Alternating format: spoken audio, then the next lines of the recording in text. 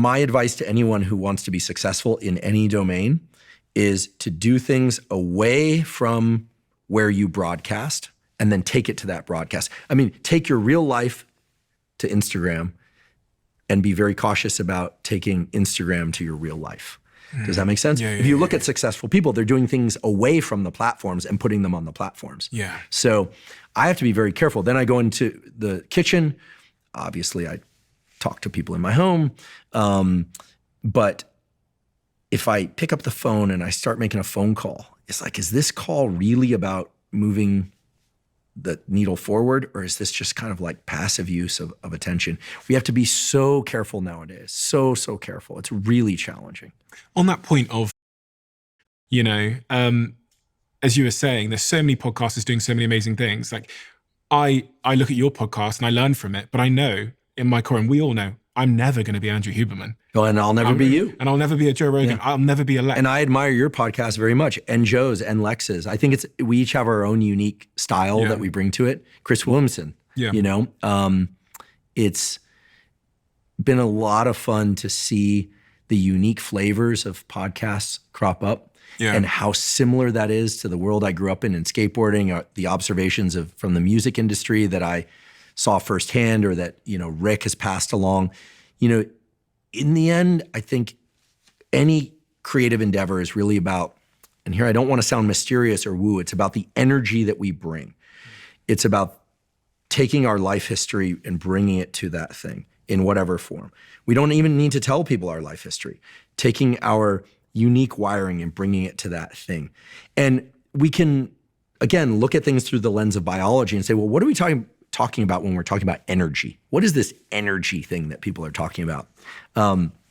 And I think it largely boils down to these catecholamines, the dopamine, epinephrine, norepinephrine cocktail that is setting the brain into a mode of attention, of motivation. We now know dopamine is more about motivation to seek rewards as opposed to feeling of pleasure or reward. There's a lot to be said about that. And keep in mind that these three neurochemicals, dopamine, norepinephrine, and epinephrine, have been the neurochemical cocktail by which humans and other mammals have set and pursued goals for hundreds of thousands of years.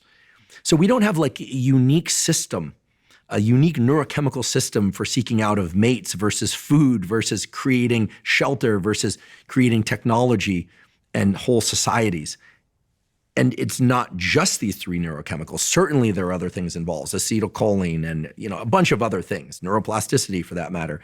But it's clearly the case that the currency that the brain has set around getting us into forward center of mass, as I say, to like envision something, explore. Nope, not down there, this way. There's a scent here. And trade out an actual scent for, oh, there's something interesting here. There's someone interesting here.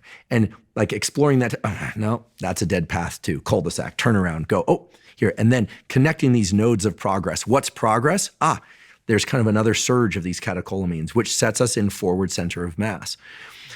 I don't want to oversimplify the biology, but when we talk about energy, for instance, taking time to rest at night, sleep, taking time to maybe meditate a few minutes or do this practice that I'm a huge fan of, non-sleep deep rest, which is kind of a body scan, deep relaxation, long exhales.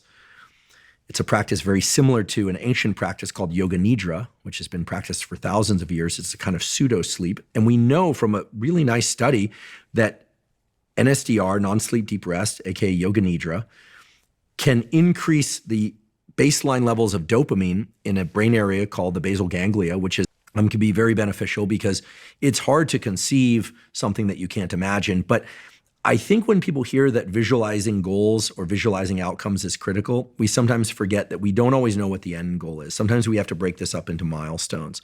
This is where I think Rick Rubin, even though he's not a formally trained scientist, has drawn a lot of interest for his work on creativity, which is, Rick is about largely, sensing the kind of energetic pull of an idea and being able to explore that without too much self-judgment or filtering or thinking about how it's going to be received. In other words, that the metamorphosis that leads to great music, great poetry, great scientific discovery, podcasts, finance, companies that one is building, et cetera, is a series of iterations that occur on the time course of about a day, And so we can't always imagine the end or the end product as the outcome. This is why I said university is easy compared to other goals, because the end is a degree, right? And so you pick up your diploma.